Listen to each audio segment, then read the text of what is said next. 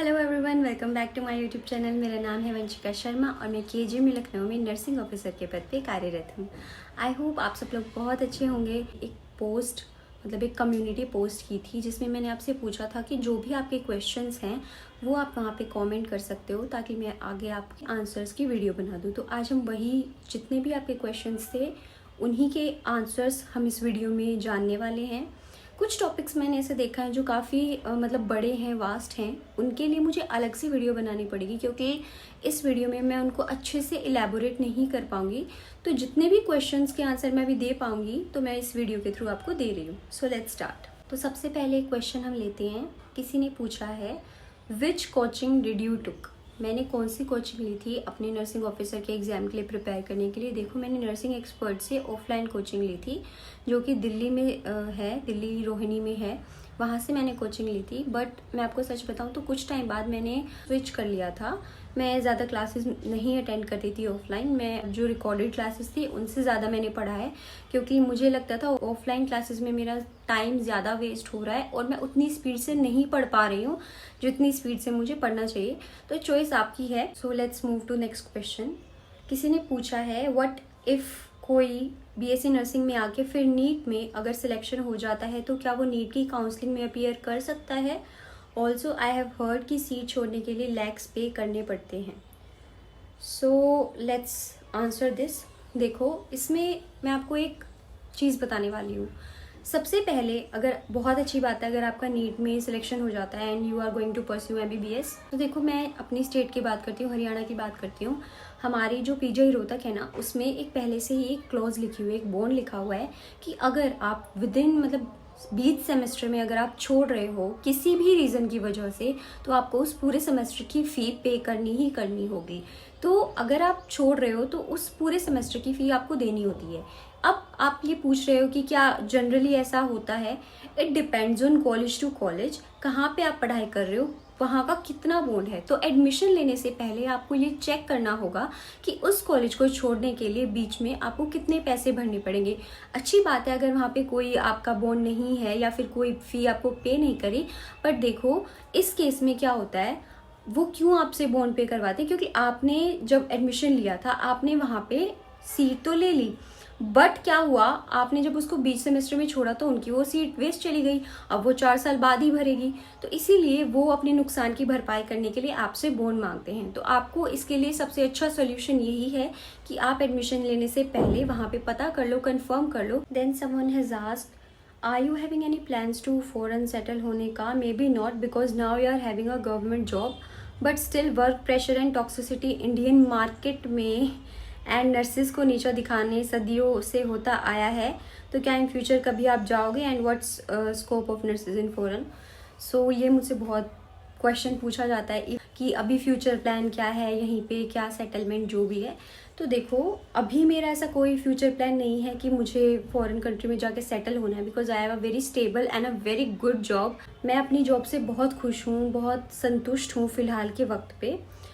अभी मेरा ऐसा कोई प्लान नहीं है। हो सकता है फ्यूचर में अगर ऐसा कभी हुआ। ऐसा इसलिए है क्योंकि मेरा शुरू से ही मेरा प्लान ये था कि मुझे अगर यहाँ पे गवर्नमेंट जॉब मिल गई तो मैं यहीं पे सेटल हो जाऊंगी।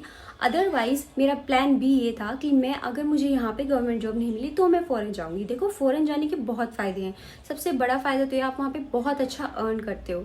रही बात टॉक्सिसिटी और वर्क प्रेशर की मैं बात करूँ तो वर्क प्रेशर का होना, कितना होना, ये डिपेंड करता है आप कहाँ पे वर्क कर रहे हो, आप किस डिपार्टमेंट में वर्क कर रहे हो। सपोज करो आप एक इमरजेंसी डिपार्टमेंट में वर्क कर रहे हो, एक ट्रॉमा सेंटर में वर्क कर रहे हो, वहाँ पे आपका जो वर्क प्रेशर है वो कई गुना ज़्यादा होगा as compare to someone who is working in a non emergency department. वहाँ पे वर्क प्रेशर थोड़ा कम होगा एज कम्पेयर टू देम।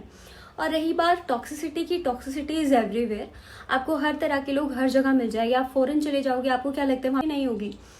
हाँ, मैं मानती हूँ बहुत सारे लोग ऐसे कहते हैं जो इंडिया से गए हैं कि वहाँ पे टॉक्सिसिटी कम है, बिकॉज इंडिया में कुछ ऐसे रूल्स हैं जो फॉरेन में एग्जिस्ट नहीं करते नर्सेज के लिए, इसीलिए उनको लगता है कि वो एक टॉक्सिसिटी लेवल है।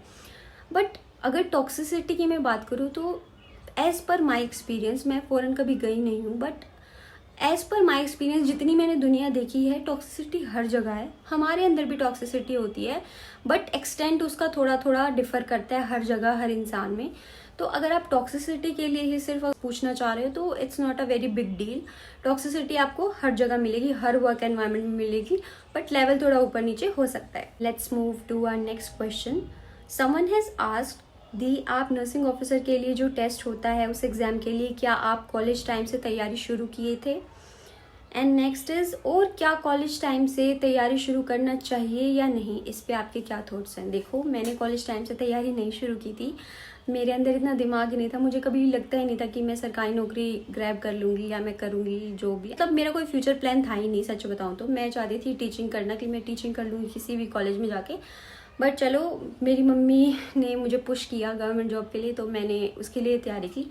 मैंने नहीं तैयारी की थी, मैंने 1 साल बाद में, मतलब कॉलेज से निकलने के बाद मैंने तैयारी शुरू की थी।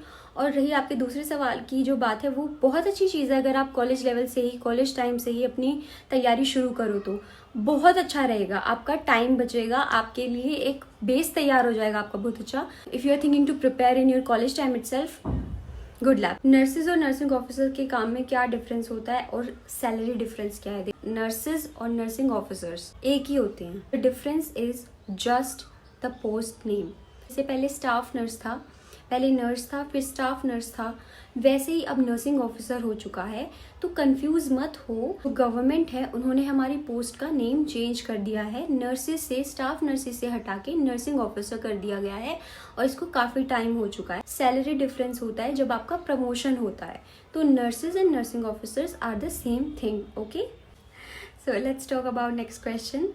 किसी ने पूछा है, दीदी कुछ ऐसा बताओ जो लोग बोलते हैं कि नर्सिंग तो कोई भी कर सकता है, या फिर ये मत कर, इससे अच्छा कुछ और कर ले, तो उन्हें अच्छा सा क्या जवाब दे सकते हैं जिससे उनका मुंह बंद हो जाए? अगर तुम्हें मन है कि तुम्हें नर्सिंग करनी है, अपनी जो भी तुम्हारा मन है करना चाहते हो तो करो, और इतनी अच्छे से करो, इतनी मेहनत करो, इतना हार्ड वर्क करो कि उनके मुंह तुम्हारी सरकारी नौकरी से ही बंद हो। देखो, एक बात बताई थी हमारे टीचर ने, एक बात काफ़ी आपने देखी भी होगी इंस्टाग्राम वगैरह पे, कि बनता हुआ अधिकारी किसी को अच्छा नहीं लगता, लेकिन बना हुआ अधिकारी सबको पसंद आता है। बनता हुआ किसी को कोई कुछ अच्छा नहीं लगता, कुछ भी अच्छा नहीं लगता, लेकिन जब आप उस लेवल पे पहुंच जाते हो, उस पोस्ट पे पहुंच जाते हो, मुंह भी बंद हो जाता है और लोग आपसे सवाल करना भी बंद कर देते हैं और कुछ बोलना भी बंद कर देते हैं। इवन फिर उनको आपकी हेल्प की ही ज़रूरत होती है। तो किसी का मुंह बंद कराने की अभी ज़रूरत नहीं है, तुम्हारी मेहनत से ही उनका मुंह बंद हो सकता है। नेक्स्ट क्वेश्चन है, काफ़ी इंपॉर्टेंट क्वेश्चन है। किसी ने कहा है कि मेरा डाउट ये है कि एम्स अगर नहीं मिलता है तो अगर हम बीएससी नर्सिंग किसी और कॉलेज से, गवर्नमेंट या प्राइवेट कॉलेज से कर लेते हैं, तो क्या हम नॉर्सेट का एग्ज़ाम दे सकते हैं?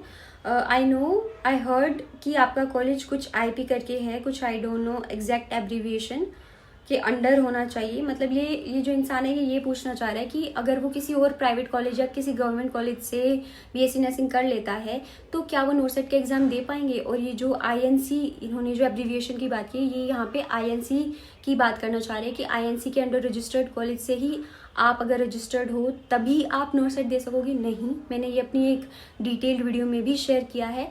नॉर्सेट का एग्ज़ाम आप सब दे सकते हो, बस आपके लिए ये ज़रूरी है कि आपके पास आपका रजिस्ट्रेशन नंबर होना चाहिए। सेकंड इज़, आप स्टेट नर्सिंग काउंसिल या फिर इंडियन नर्सिंग काउंसिल के साथ रजिस्टर्ड होनी चाहिए। इट्स नॉट मैंडेटरी कि आपको आईएनसी के साथ ही रजिस्टर्ड होना है, तो इस बात की स्ट्रेस मत लो। और गवर्नमेंट, प्राइवेट, कहीं से भी करो, तुम्हें डिग्री मिलनी है, रजिस्ट्रेशन नंबर मिलना है, बस अपनी नर्सिंग काउंसिल का ध्यान रखना। अगर वो अच्छे से रजिस्टर्ड है then it's okay, you can give NORCET, you can give any other exam. You know, after reading your comments I am getting very sad कि ये सब चीज़ें सिर्फ मुझे ही नहीं, सिर्फ मेरे साथ वाले इंसानों को ही नहीं, पूरी दुनिया में सभी नर्सेज को फेस करनी पड़ती है। I don't know why, but let's see this next question. लोग कहते हैं, मतलब पीपल से, नर्सिंग की जॉब अच्छी नहीं है, उन्हें रिस्पेक्ट नहीं मिलती और वो सारे काम करती हैं, अगर कोई क्लीनर नहीं है तो उसका भी काम करती हैं, लोग अच्छे से बात नहीं करते हैं। तो सबसे पहले तो मैं ये कहना चाहूँगी, देखो जो क्लीनर है ना वो भी अपना काम कर रहा है, आप अपना काम कर रहे हो। क्लीनर का काम कोई बुरा नहीं होता, it's just their job profile. आपकी जॉब प्रोफाइल में क्लीनिंग नहीं आता है, आपको क्लीनिंग नहीं करनी पड़ती है, आपके वार्ड वगैरह की अलग से स्टाफ होता है। और लोग अच्छे से बात नहीं करते हैं, लोगों का दिमाग ख़राब है, लोग बेवकूफ़ हैं, लोग पागल हैं, उनको नहीं पता है, लोग अच्छे से बात नहीं करते हैं। इसका रिलेशन आपके प्रोफेशन से नहीं है, इसका रिलेशन उनकी सोच से है।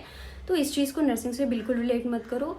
आपको अपनी वैल्यू पता है, आपको अपना काम पता है, आपको अपनी जॉब प्रोफाइल पता है। यही कुछ ऐसे क्वेश्चंस थे जिनका मैं इस वीडियो में रिप्लाई कर सकती थी। बहुत सारे और भी क्वेश्चंस आए हुए हैं, बट वो थोड़े वास्ट टॉपिक पे आए हुए हैं, उनके लिए मुझे अलग से वीडियो बनानी पड़ेगी, जो कि मैं बहुत जल्द अपलोड कर दूँगी। अभी कंटिन्यूसली वीडियोज़ आती रहेंगी, बिकॉज अभी मेरी जो मसरूफियात थी वो सब ख़त्म हो गई हैं। अभी मैं यहीं पर हूँ, ड्यूटी, वीडियो, यही सब करना है मुझे, तो रिलैक्स होके करते हैं।